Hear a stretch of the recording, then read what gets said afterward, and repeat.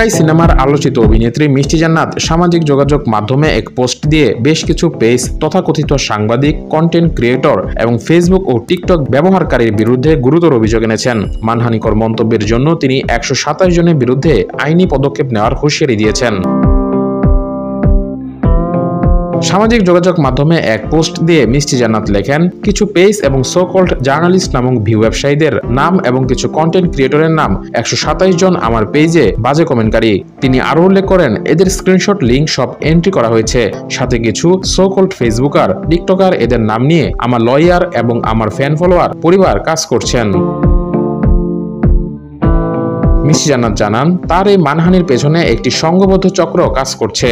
তার কথায়, অতি শিগগিরই এদের আইনের আওতায় আনা হবে। আমার মানহানি করার জন্য একদল লোক পিছনে লেগেই আছে, এখন তাদের আর কোনো ক্ষমা নেই।